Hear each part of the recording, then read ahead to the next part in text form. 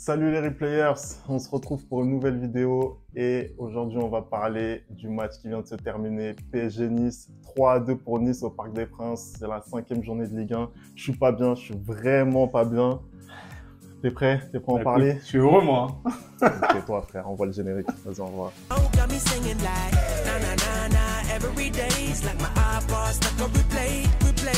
commencer cette vidéo juste, je voudrais revenir sur la vidéo précédente du Ballon d'Or. Merci beaucoup pour vos commentaires, vos likes, vos partages, ça fait vraiment plaisir. Moi je voudrais juste revenir sur un point, Anderson, juste sur un point et répondre... Tes excuses? Pas du tout, pas du tout. Je vais répondre à Lipsy Town qui a osé parler de mon t-shirt, d'accord? Je voudrais juste lui dire que mon t-shirt, il vient de Asos. Voilà. Il vient pas de chez Inde. Oui, c'est vrai que rester, franchement, ça fait plaisir l'engagement, tout ça, mais restons courtois dans les commentaires. C'est important les frères. Hein, exactement. On est des gens bien éduqués, hein, donc voilà, respectons-nous les uns les autres. C'est important, Allez, on lance le débrief du match? Allez, on enchaîne. Je pense que tu vas pas rester courtois. Je pense que tu vas pas trop rester courtois sur ce débrief de match. Il y a beaucoup de choses à dire sur ce match. Je vais peut-être te laisser commencer. Toi, qu'est-ce que tu en as pensé déjà de ce match? Franchement, je vais pas te mentir, j'ai beaucoup apprécié. Tu sais, quand Paris perd, je suis content, hein, je suis heureux, je vais pas te mentir, hein, je suis heureux quand le Paris Saint-Germain perd. Non mais gros match de la part de Nice, notamment de leur milieu de terrain. J'ai vraiment beaucoup aimé ce que j'ai vu de cette équipe de Nice. Ils sont rentrés avec de l'impact. Ils ont eu énormément d'occasions dans ce match. Le milieu de terrain avec Sanson et Khéphren Thuram notamment et Dayashima, c'est incroyable. Franchement, leur milieu de terrain, incroyable. J'ai vraiment beaucoup aimé ce qu'ils ont fait. Comment ils ont ressorti le ballon, ils ont mis vraiment le Paris Saint-Germain en difficulté, c'est très rare. Surtout ce nouveau Paris Saint-Germain qui garde beaucoup le ballon. Donc ouais, j'ai vraiment beaucoup aimé niçoisement. Moi, je suis moyen d'accord sur la prestation de Nice. C'est-à-dire que le PSG, voilà, il a beaucoup tenu le ballon en première période. Il a fait ce qu'il fait depuis le début de saison. Après, pour moi, ce qu'il a manqué, c'est vraiment les occasions. Encore une fois, c'est ce manque de création dans les 30 derniers mètres. Ouais. On a vraiment du mal. Et ce soir, ça s'est d'autant plus senti. Je dirais aussi, autre point clé pour moi, c'est l'absence d'Ougarté. Bien sûr, au gros début de saison. Voilà. Je pense que je te l'ai dit ça dans la vidéo sur le premier match de Paris. Quand un gars comme Ougarté pas présent et que tu vois en début de match le départ de Marco Verratti, bah ça fait mal. Ça fait mal parce que la profondeur de banc, il y en a pas. Il y en a pas au milieu de terrain. Après, de toute façon, Verratti pour moi, c'est pas un aboyeur, c'est pas un coupeur d'action, c'est pas un coupeur de jambes. Mais c'est vrai que voilà, l'absence d'Ougarté, elle a fait mal, je pense, au milieu de terrain. Mais en tout cas, pour revenir voilà, à la première mi-temps parisienne, je trouve que voilà, en manque de création, clairement sur les 30 derniers mètres surtout, et voilà. Après, je trouve que justement, comme tu le dis, l'absence d'Ougarté fait en sorte que Zahir Emery est obligé d'être un peu plus bas, et du coup, bah, il est moins dans ce rôle où il se projette, et il a été un peu bridé, moi j'ai trouvé, pendant toute la première période. C'est vrai. Solaire, je vais pas en parler, parce que pour moi, c'est totalement une hérésie qu'il soit sur le terrain. C'est incroyable d'être autant fantomatique. Moi, j'ai jamais vu ça, hein, vraiment. C'est-à-dire, ce joueur-là, quand on l'a connu en Espagne, on le pensait joueur de ballon, assez technique, etc. Ouais. Et là, il est même pas présent, c'est-à-dire il fait même pas acte de présence. C'est vraiment incroyable. Il est transparent du début à la fin. Bon après, est-ce que c'est plus dommageable qu'un Dembélé par exemple qui lui a été présent le match mais qui ne fait absolument rien. Sauf que ce match-là, à chaque fois il fait les mauvaises décisions, il prend les mauvaises décisions. C'est-à-dire qu'à un moment, il y a 1-0, je crois, il se retrouve face à face avec Ramos qui est à droite, au lieu de lui décaler le ballon, il met une frappe totalement ratée. Heureusement que Kylian égalise juste après, mais je comprends pas. Après, c'est ce point-là aussi sur lequel je vais revenir, c'est on a senti que dès que le PSG a été mené, puisqu'il a été mené plusieurs fois dans cette partie, mais dès qu'il a été mené, en fait, il a commencé à déjouer, c'est-à-dire que au moment où il y avait 0-0, malgré le fait qu'on n'avait pas d'occasion, on gardait cette maîtrise. Ouais. Et dès qu'on était mené au score, directement, ça a commencé à vouloir égaliser de suite. Et au lieu justement de mettre une pression constante et d'être toujours... Bah après, même s'il mettait une pression constante, justement, ce que j'ai dit en intro, j'ai trouvé que Nice a très bien ressorti le ballon aujourd'hui. C'est incroyable. C'est-à-dire que leur milieu de terrain, là, j'ai été abasourdi vraiment parce que j'ai une qualité technique, Khéphren Thuram, fantastique. Et Morgan Sanson, pareil, c'est-à-dire que la manière de récupérer le ballon et de le ressortir et de mettre le Paris Saint-Germain en danger à chaque fois, phénoménal. Donc je ne sais pas si ça aurait changé quelque chose, que Paris essaye de poser le jeu. Et... Après, le 11 de Nice, quand on le regarde sur le papier, il est très très intéressant. Mais justement, moi, pour moi, Kefren Turam, ça y est, c'est un international. Pour moi, il doit montrer maintenant à chaque match qu'il a franchi un cap. Effectivement, dans la ressortie de balle, on a vu les Niçois, ils étaient vraiment performants. Après, voilà, je trouve que au niveau des occasions créées, j'ai pas trouvé qu'il y en ait énormément. Ils ont eu plus d'occasions que Paris. Hein, ils ont été beaucoup plus efficaces pour le coup. Mais voilà, j'ai pas trouvé non plus que c'était quelque chose d'incroyable. Ils ont bien ressorti le ballon, mais après, voilà, pour se projeter vraiment et essayer d'aller inquiéter Donnarumma, c'était plus compliqué. La chance qu'ils ont eue, pour moi, c'est le réalisme. Oui, ça, par contre, c'est l'efficacité incroyable. Et pareil, quand on regarde la ligne d'attaque, donc Diop, Laborde et surtout Terem Moffi. Gros match. Hein. On se rend compte que vraiment, pour moi, hein, c'est niveau européen. C'est-à-dire gros match. Oui. Ça peut aller chercher le top 5 avec cette ligne d'attaque. Et Terem Moffi, le match qu'il fait, c'est vraiment incroyable. Match XXL. Dans la conservation de balle. Une passe décisive, c'est ça. Dans le fait de peser et aussi, parce qu'il a les deux qualités, le fait de prendre la profondeur, de vraiment mettre à mal en termes de vitesse cette charnière Skriniar-Danilo, parce qu'au final, ça on peut en parler aussi, hein, mais l'absence de Marquinhos, elle a vraiment fait très très mal de ce point de vue. C'est-à-dire que pour moi, il y avait un déficit de vitesse dans cette charnière. Et c'est vrai que ce soit Moffi ou Laborde ou Diop, ils se sont vraiment régalés au niveau de la vitesse. Ça, moi, c'est ça que je trouve justement. Je trouve que l'attaque de Nice s'est régalée et à l'inverse, l'attaque de Paris a été un peu plus en difficulté. C'est vrai que bon, vu les stats, le but de Kylian, on voit bien que voilà, encore une fois de plus, il soigne ses stats de but. Mais je trouve qu'ils ont été en difficulté dans la verticalité. C'est-à-dire que ils ont fait tourner le ballon comme d'habitude, mais ils n'arrivaient pas à avoir comme tu disais, cette créativité-là, cette dernière passe qui va amener l'action du but ou autre. Je le redis encore parce que vraiment j'ai trouvé que le match de Dembélé c'était vraiment honteux. D'ailleurs, bonne rentrée je suis désolé, à un moment donné, il a plus 15 ans. À un moment donné, il a plus 18 ans. On attend que ce mec prouve. En fait, on achète ce mec pour qu'il soit décisif. Et il est clairement pas aujourd'hui. Bon, après peut-être il se réserve pour la Ligue des Champions, on verra. Mais bon, moi, je trouve que pour moi, aujourd'hui, Dembélé, il a construit sa carrière justement sur le fait de pas être décisif, d'apporter du danger, c'est-à-dire de sans vraiment, être décisif, mais de pas forcément être décisif. Je l'avais dit précédemment, Dembélé, il finira pas sa saison à 15 buts, 15 passes, ça c'est sûr et certain. Par contre, sa faculté à être à la création à l'avant-dernière passe. Mais tu l'as vu aujourd'hui, sa faculté?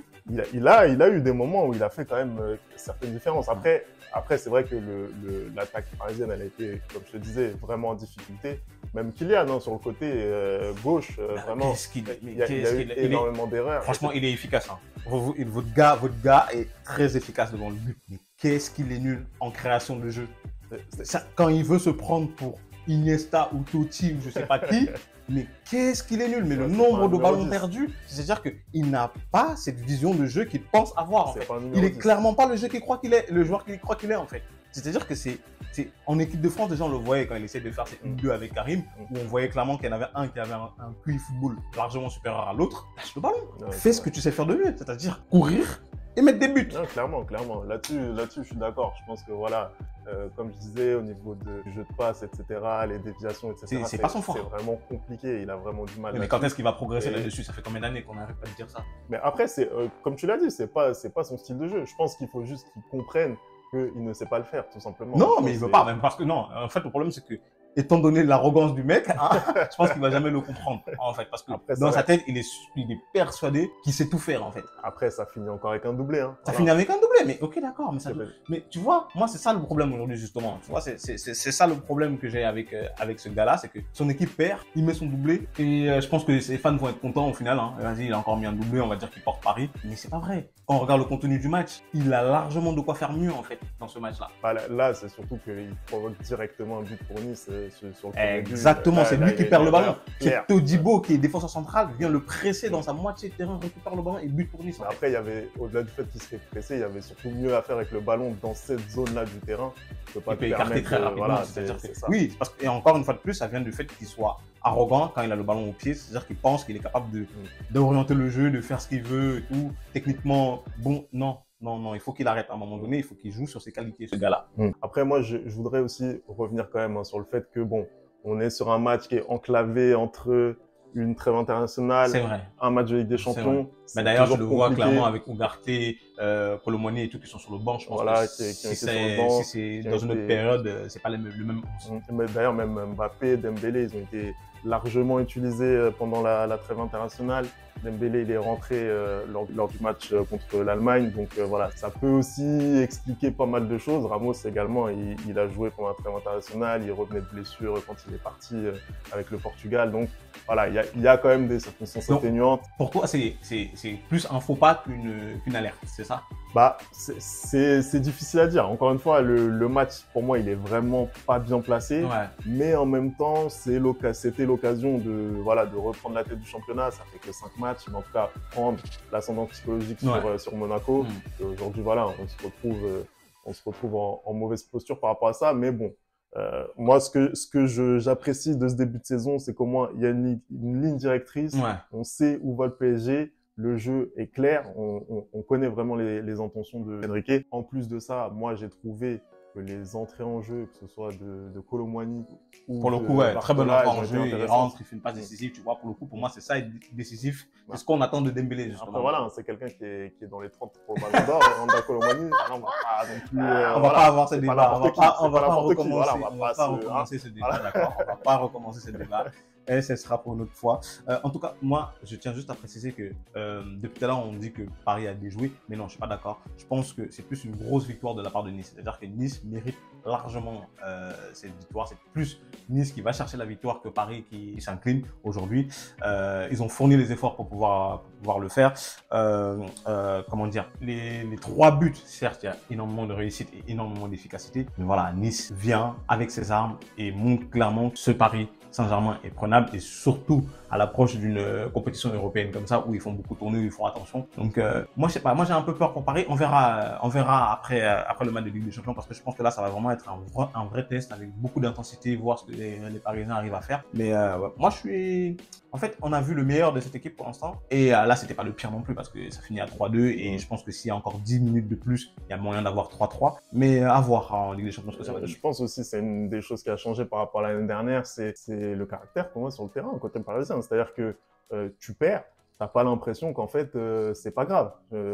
Clairement, l'année dernière avec Messi, avec Neymar, etc., on avait vraiment l'impression que à 3-1, à 10 minutes de la fin, bon bah c'est terminé, merci, au revoir. Là, j'ai vraiment l'impression que ce soit Barcola, que ce soit Kolo Muani, après c'est pas les mêmes joueurs, c'est-à-dire que tu as un Messi, tu as c'est pas les mêmes joueurs, ils ont déjà fait beaucoup de carrière, c'est pas les mêmes joueurs, mais le collectif doit primer. Et quand on a un collectif comme ça qui est en difficulté, quand tu vois tes attaquants qui font les efforts, bah ça permet à tout le groupe d'essayer de revenir dans la partie. Et clairement, voilà, ils ont réussi à mettre un but à la fin. Ça aurait pu faire 3-3 comme tu l'as dit. Mais après, ça aurait pu faire 4-2 aussi. Ça aurait pu faire 4-2 aussi. Dernière occasion qui est ratée, ça aurait pu faire 4-2 aussi. C'est vrai. Mais, en tout cas, moi, je pense que là, c'est un faux pas de la part de Paris, mais bon, je pense pas que ça va entraver quoi que ce soit dans leur championnat. D'ailleurs, je pense que si on regarde le classement, là on va l'afficher, le classement, et là ils ont raté l'occasion d'être premiers, du coup c'est ça, c'est Monaco qui est le seul leader, avec Paris qui a un match en avance. Toi tu penses que on peut tirer quelque chose du classement pour l'instant ou pas? Non, pour le moment, ça reste un début de saison, 5 matchs seulement. Mais voilà, c'est clair que les premières tendances se dégagent, et clairement ce qu'on voit c'est que Monaco va jouer les premiers rôles dans cette saison. Je pense qu'ils vont faire podium, ils seront pas loin en tout cas, mais cette saison ils seront vraiment solides. C'est une bonne victoire aussi pour Nice, hein. Ça leur permet de s'affirmer. Moi ils sont deuxièmes là, oui, ils sont deuxièmes sur le classement. Je continue de penser que voilà, Nice ça doit finir européen par rapport à l'équipe, même encore ce soir qu'ils alignent, ça doit finir. C'est très fort. Et le projet Ineos vraiment il est archi cohérent, donc je pense que cette saison ça doit être la saison de la confirmation. Ils ont gardé leurs internationaux, soit Kefren Thuram ou Todibo. Pour moi ça doit aller chercher quelque chose en fin de saison, clairement. Voilà, en tout cas moi j'ai rien d'autre à ajouter. Franchement, belle victoire de la part de Nice, je les félicite vraiment. Je suis content, vous avez refait ma soirée, hein. Comme j'ai dit, quand Paris perd, je suis heureux. Une soirée morose. voilà, une soirée pour que lui puisse déverser sa haine du PSG. Vraiment, ça me dégoûte. Mais voilà, en tout cas, on va finir là-dessus. Merci d'avoir regardé la vidéo. Bien entendu, si vous voulez nous suivre sur les réseaux, ça va s'afficher juste ici, @lereplayfoot. Commentez, hein, comme la dernière vidéo, commentez, laissez vos avis, hein, dans le respect, bien évidemment, comme on a dit, dans le respect. Hein. Là, j'ai mis un t-shirt blanc pour pas qu'on m'insulte. mais voilà, on va se retrouver aussi sur une vidéo bientôt pour la Ligue des Champions. Ouais. Le retour mardi. On va faire une petite vidéo sur le débrief des groupes. Qu'est-ce que vous en pensez? On va donner nos pronostics et tout. Exactement. Et voilà. Ça va être du lourd. Merci de nous avoir regardés. On se retrouve très très vite. Ciao.